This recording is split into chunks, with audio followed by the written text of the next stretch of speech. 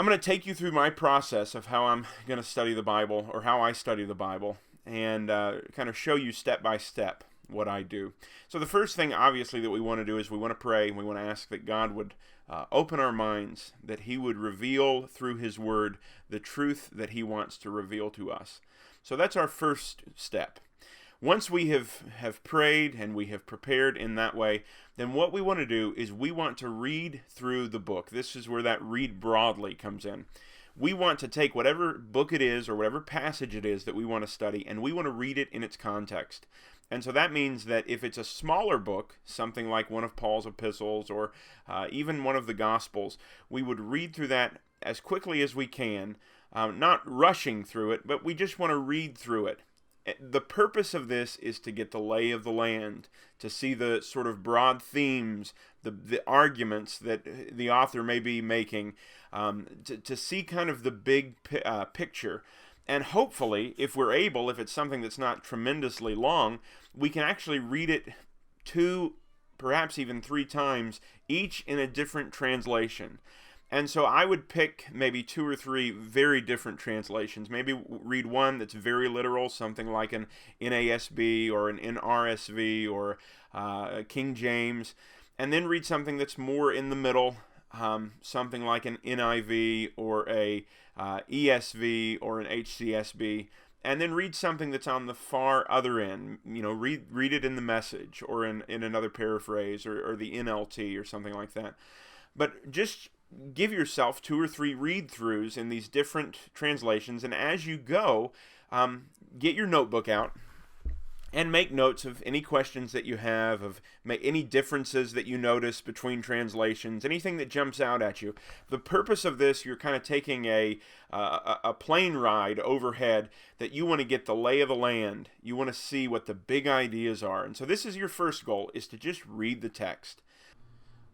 When reading through the Bible, I've found that one of the best ways to read through it effectively and to be able to do it without all of the hindrances that a lot of other Bibles have is to get a reader's Bible. This is an ESV reader's Bible. You can see in here how it's set up.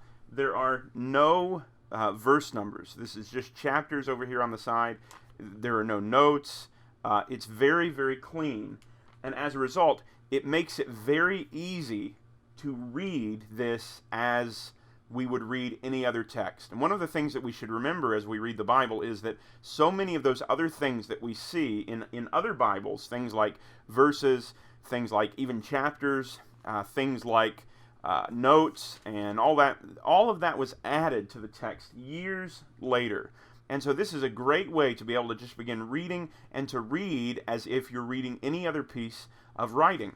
And so it makes that whole process of getting the lay of the land, of reading broadly, much, much easier. I'd recommend getting one of these, a reader's Bible. I'm not sure how many different translations they have like this, but I know that the ESV has one, and this is I've found this to be a very good Bible. Okay. One of the things you need to know and you need to remember is throughout all of this, the purpose is to understand the text. So, step 1 after praying is read the text. Now, the second thing that you may want to do is to get outside context. In other words, there are some things that we can't know from the actual text of the Bible. And so the best way that we're going to be able to do that is to look at some sort of notation. Now, this can take place in a lot of different ways. If you have a study Bible like this, then you can very often go to the very beginning of a book, and you may find that it has some description of who wrote the book, of when it was written, of what the context was. Usually it's not a whole lot of detail, but it can be a start. Your other option, if you don't have notes, or if you just like to go a little bit deeper, is to get a survey like this. This is a New Testament survey, Encountering the New Testament. It was used in some undergrad classes that I had. And with this, you can, open up to this one is separated by book. You can pick the book that you want to go through, for instance, the book of Revelation, and you can see the author and the date. You can see the outline of it, some theories of interpretation. You can get just some context that otherwise might not be available to you from the text itself. So this is a great way for you to get that outside context that you need in order to understand what the text is saying, and in particular, what it meant to those first century or prior hearers. One of the other options that you can use is to use an actual commentary. So, for instance, here's a commentary on the book of Revelation. Now, this would work similarly. In most commentaries, you can go towards the beginning of the text, and what you'll find is that it will give you an introduction to the book, an introduction to the particular genre, an introduction to the author, an introduction to the time period, and on and on. And again, this can help you as you seek to understand what the book was saying in its original context. So that's how you want to get outside context. After you get that outside context, then the kind of the contours of things should become more and more clear.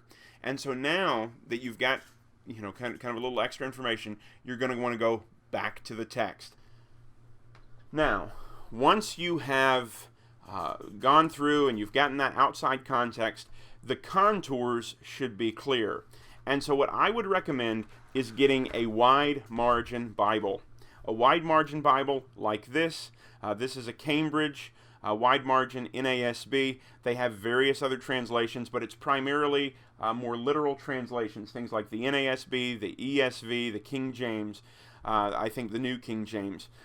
These are very durable Bibles. You can see that the paper is not as thin as a lot of other Bible paper. It's somewhere in between the onion skin and normal paper.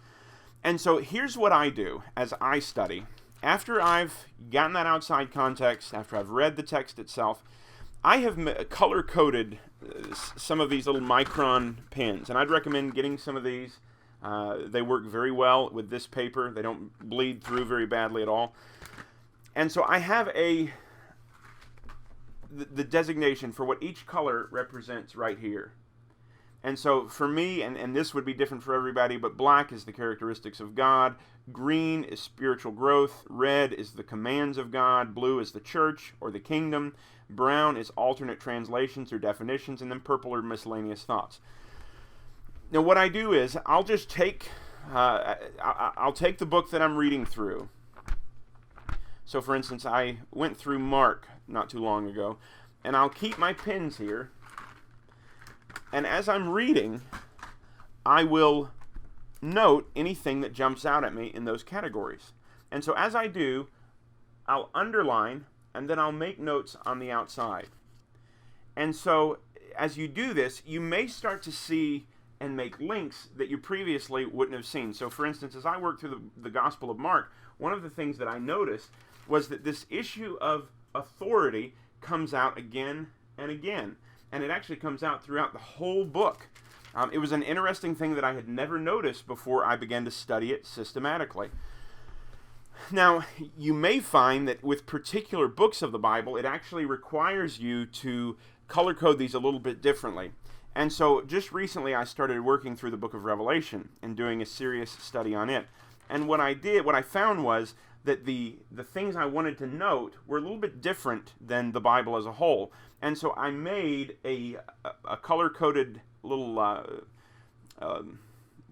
legend, is that the word? Where I was able to tell what I wanted each color to represent for the particular book of Revelation. And then what I did was I began to read through the entire book with one idea in mind, and I would note everywhere that one idea came through. And so I read through it. I noted all of the numbers. If you know anything about Revelation, you know their numbers play a big role. So I noted all of those numbers, I underlined them, and then I wrote them, noted them on the side.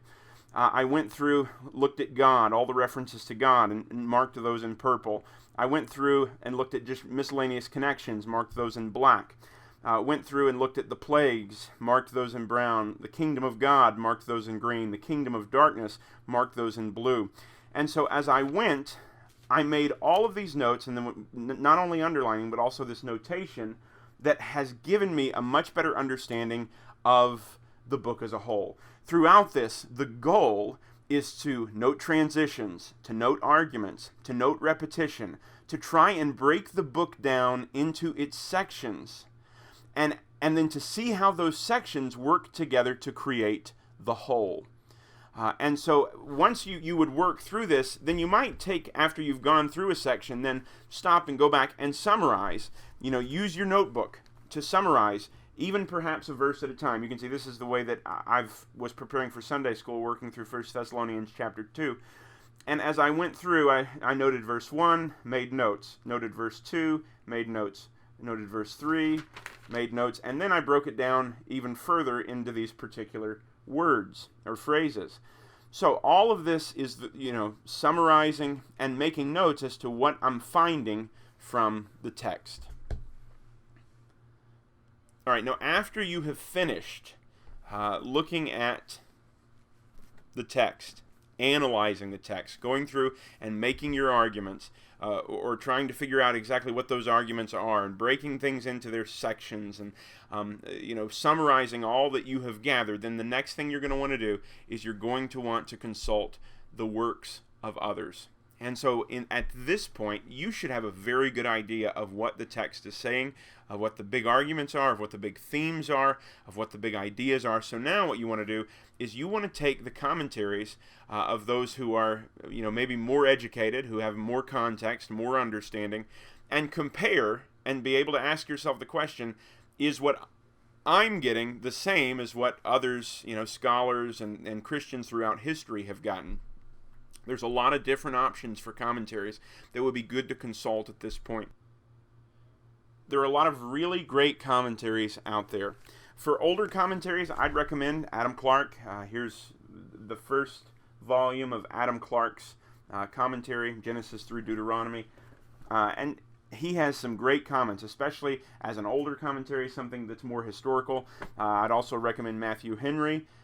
There's a lot of different options of older commentaries, and in fact, you can even look at this Ancient Christian Commentary series, which goes through the text, and it gives you short quotes from some of the early church fathers. And so it's really interesting to see some of the things that they saw in the scriptures. The only negative drawback to this, to me, is that you get such a short little snippets that you don't really get the full context of what these early church fathers were saying. So those are some older ones. You can also look at Wesley's notes. Calvin has some commentaries. There's a lot of different older people that you can look at. For newer commentaries, my personal favorite is the New International Commentary on the Old Testament, and then the New International Commentary on the New Testament. And both of these are excellent for giving context and also for giving you the full range of possible meanings that a text could have. They'll usually lay out all of the different possibilities and then tell you the arguments why. So I would recommend both of these series.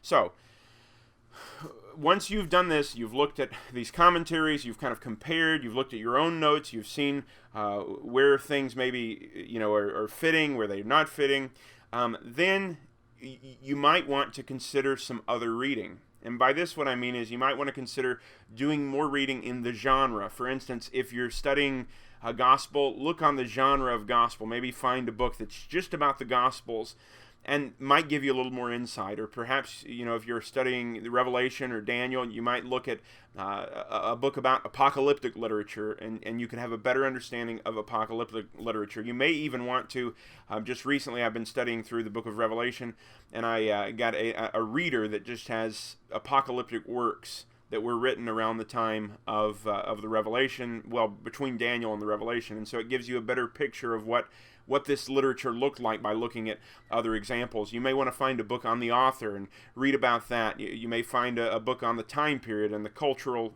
context, that time context. You could look at that. All of these, we take this reading, and the goal is to understand the text better. And so with each one of these, we're coming back to the text. We're coming back to what God has spoken to us through this. We're coming back to the ideas and the themes and the arguments and the story as it's told in the text, and we're allowing all this other information not to, dictate what the text says, but instead to help us as we seek to understand what the Bible is saying. And hopefully, after we've gone through this process of praying, of reading the whole context, the whole book, of then looking at that outside context, those things like the history and the author and the time period and all of that, then coming back to the text and analyzing it piece by piece, section by section, and then we compare our works with other authors, with other commentaries, and then perhaps consider reading the works of others. We take all of this, we bring it together, and by the end of this process, I guarantee you that you will have a much better understanding of what the Bible is actually saying, of what that particular book is actually saying, than when you came into it. And that is the goal. But the goal isn't just to have a better understanding. The goal is to then allow God to speak to our heart through what we've learned, and that He might change us from the inside out. So that sort of sums up my process for Bible study. Again, you can take whatever works for you and use it, and throw away the rest. Next week, what I'd like to do, or next time, is we're going to look at the issue of concordances and how to do word studies, how to get a better understanding of particular words. So we will look at that next week, and we hope that you'll join us then. If you got anything out of the video, then I would encourage you to comment, to like, to share, to subscribe, to do whatever it is that you do, to let other people be able to get the benefit of some of this stuff, that they might be able to study their Bibles, and that we might all be able to grow in the knowledge and the grace of our Lord Jesus Christ.